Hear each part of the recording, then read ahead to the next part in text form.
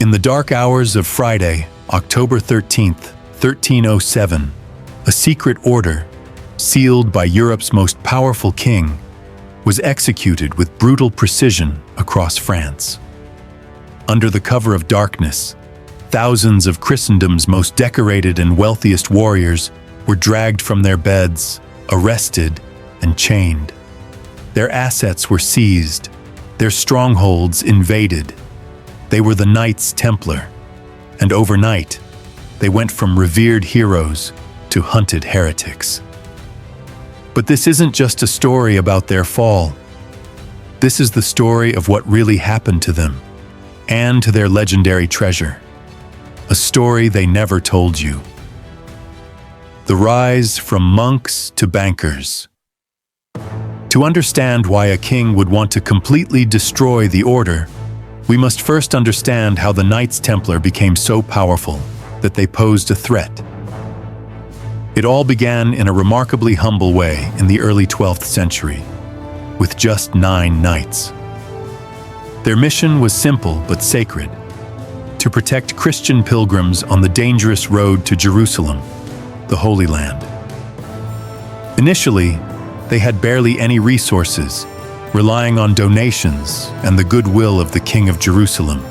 Blessed by the Pope in 1129, they quickly transformed into an order of monk warriors, a lethal combination of piety and combat prowess. They answered to no one but the pontiff himself, which gave them unprecedented freedom and authority. They were exempt from taxes, could cross any border, and amassed vast donations from nobles and kings grateful for the security they provided. Their fame and military might spread rapidly, attracting thousands of volunteers to their ranks. But their true genius wasn't just on the battlefield. They created what many historians consider the world's first international banking system. Picture this: a nobleman in England could deposit a fortune at a Templar commandery and in return receive a letter of credit. With this note, he could travel safely to Jerusalem and withdraw his money without the risk of being robbed on the road. This innovation was not only revolutionary, it made them unimaginably wealthy, generating a vast flow of capital. At their peak, the order owned lands across Europe, had a fleet of ships, and more money than many nations. They were the bankers to kings and popes, safeguarding the finances of entire kingdoms and controlling an economic power that rivaled and even surpassed that of many monarchs. They had become a state within a state, and it was exactly that power that, instead of protecting them, would seal their fate. The fall, envy, debt, and heresy. As the saying goes, with great power comes great enemies, and the most dangerous of these was King Philip IV of France, known as Philip the Fair. The nickname described his looks, not his character. Philip was an ambitious, ruthless monarch who was deeply in debt to the Templars, whom he had even sought refuge with during a popular revolt. He saw the order as a state within his state, a direct threat to his absolute power. He didn't just want their money, he wanted the order destroyed. And to do this, he devised a diabolical plan with the help of his advisor, Guillaume de Nogaret. In a masterful political stroke, Philip accused the Templars of the most shocking and blasphemous crimes imaginable. Spitting on the cross, denying Christ, performing obscene rituals, and most famously, worshipping a pagan idol, a mysterious bearded head called Baphomet. The king ordered the mass arrest and brutal torture of thousands of knights. In the horror of the dungeons, many confessed to anything just to make the pain stop. These confessions, even though later recanted, were the perfect weapon for the king. He used them to legitimize the persecution and to pressure Pope Clement V, his ally, into dissolving the order. The Pope, fearing Philip's wrath, complied, sealing the Templars' fate. But the story still had one more chilling chapter to be written. The Curse and the Stake.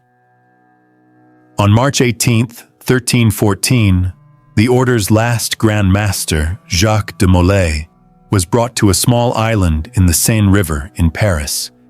He was an old man, broken by torture, and was condemned to be burned at the stake.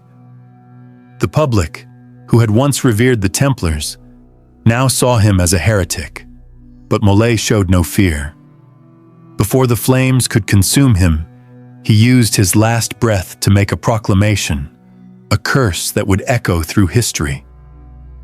In front of the crowd, de Molay cursed his tormentors, King Philip and Pope Clement V, who had betrayed him. He summoned them to meet him before the judgment seat of God within a year to receive their just punishment. Molay swore that God would bring justice for the injustice committed against the Order. And that's when history took a horrifying turn. Pope Clement died of a painful illness just 1 month after the execution. And King Philip, the powerful monarch who orchestrated the Templars' fall, died in a simple hunting accident before the year was out. Jacques de Molay's curse had been fulfilled, leaving Europe in shock and the people fearing divine wrath. But even after the death of the Grand Master and the King, the greatest mystery of all still remained. The final mystery, the untold story.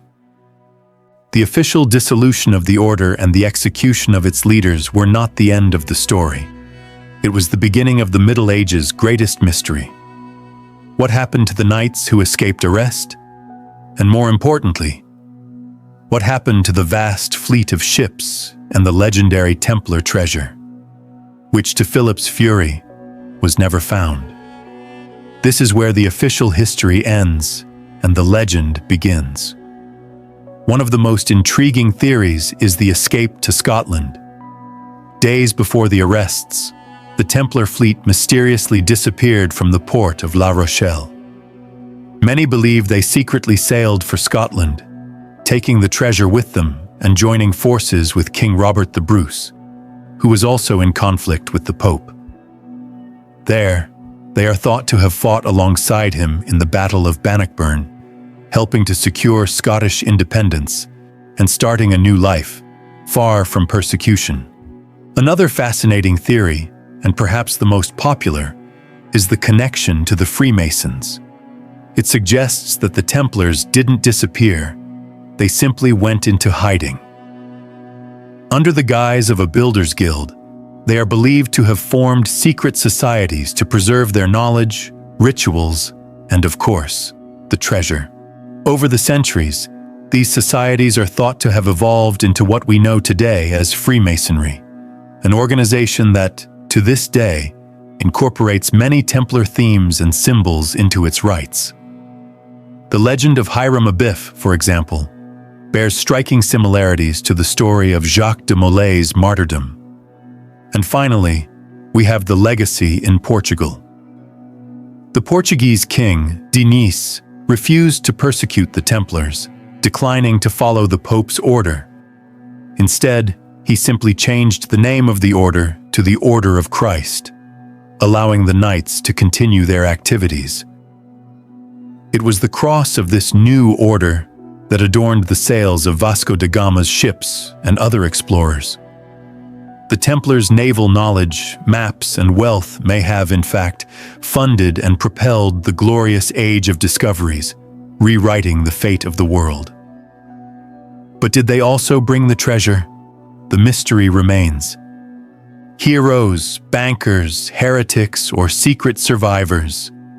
The full truth about the Knights Templar may have been lost in the fires of history, but their legacy of faith, power, and mystery continues to fascinate us and inspire the greatest legends we know. They are proof that absolute power, when threatened, can be more dangerous than any external enemy. If you love unraveling history's greatest mysteries, Don't forget to subscribe to the channel so you don't miss our next epic investigation. And now, the million-dollar question. Which of these theories do you find most likely? The escape to Scotland, the connection to Freemasonry, or the legacy in Portugal? Let us know your opinion in the comments below. The discussion starts now.